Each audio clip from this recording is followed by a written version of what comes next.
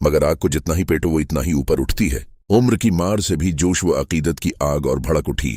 चनांचा फातिमा और उनके शोहर चीख उठे, हाँ, हम इस्लाम ले आए हैं, जो जी चाहे कर लो।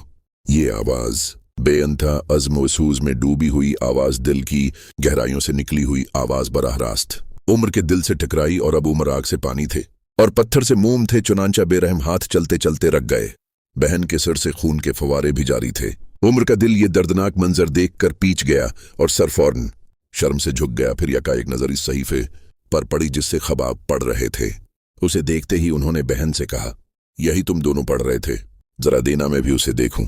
बहन बोले, मुझे डर है कि वो तुम्हारे हाथ लग गया तो फिर नहीं मिलेगा। मगर उम्र ने इत्मीनान दिलाया और किस्म खाकर कहा कि मैं उसे जरूर वापस कर दूंगा।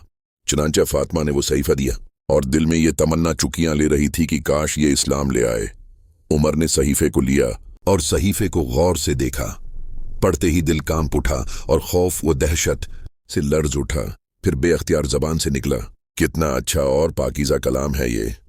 ख़बाब करीब ही छिपे थे और सारा माजरा देख रहे थे। वो फौरन बाहर आए और बोले, उमर, रसूल खुदा ने दुआ फरमाई थी कि खुदाया हिशाम के बेटे अब्वाल हिकम या खिताब के बेटे उम्र से इस्लाम की मदद फरमा।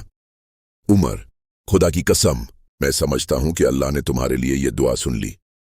उमर, अब अल्लाह से जड़ जाओ, अब उसके दर को न छोड़ो। उमर बोले, अच्छा ख़बाब बताओ, मोहम्मद कहाँ हैं? जाता हूं, अब मुसलमान हो जाऊंगा। ये सुना था कि ख़बाब का दिल खुशी से खुल उठा और बोले, आपको सफ़ा के पास अरकम के घर में हैं। अल्लाह अल्लाह, फातिमा की जिंदगी का ये कितना पर मुसर्रत लम्हा था और सईद की खुशी का क्या आलम था।